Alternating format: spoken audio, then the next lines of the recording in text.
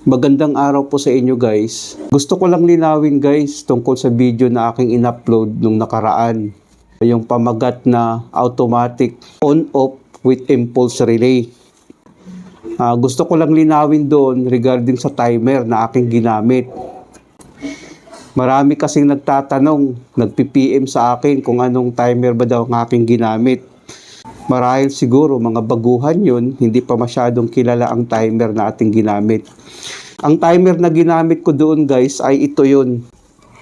Itong timer na ito guys, ito ay analog timer.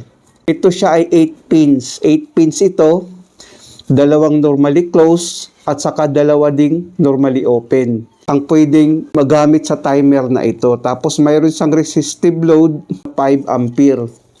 So kaya niyang patakbuhin ang control ng contactor natin. Ito yung ginamit ko guys. Para sa kaalaman ng lahat, ang timer na ating ginamit ay on delay timer. Ang ibig sabihin nun, pag mag-on siya, i-delay niya bago mag-activate yung contact. Yun ang ibig sabihin ng on delay timer. Yung off delay naman, pag na-off, saka siya nagdi-delay. Ang on delay naman, pag nag-on, saka nagdi-delay. Tapos ngayon, mayroon itong adjustment. Ito yung adjustment ng number natin, no? Kung 30 minutes, 20 minutes, pagpihitin mo ito, magbabago ang number dito, ang numbering niya. Tapos ito naman dito sa kabila, ito yung pagpihitin mo, magbibigay siya ng seconds, minutes, at saka hours. Itong timer na ito. Pareho lang nito, guys. Magbibigay siya ng minutes at saka hours at saka seconds. Pagpihitin mo ito.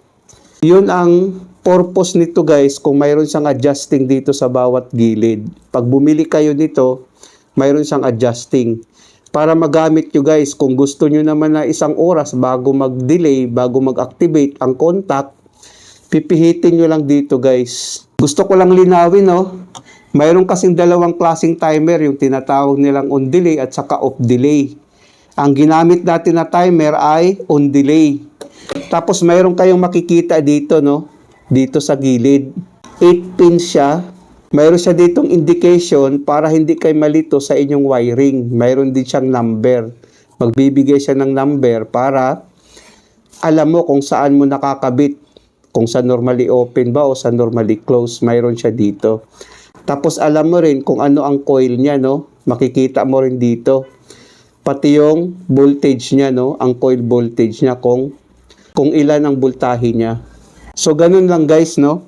Para sa kaliwanagan ng lahat. Ang inaalala ko kasi yung mga bago, baka hindi nila maintindihan. Nagwa-wiring ako tapos hindi nila mauunawa ang lubos, ang timer na ating ginamit. Hindi rin nila maa-absorb kaagad. Kaya nga minabuti kong ipaliwanag at linawin tungkol sa timer na ating ginamit.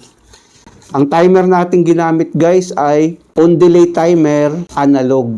Ito ang timer na ating ginamit. Sana guys nakapagbigay ito ng konting kaalaman sa mga baguhan. Maraming salamat sa inyo guys. Hanggang sa muli.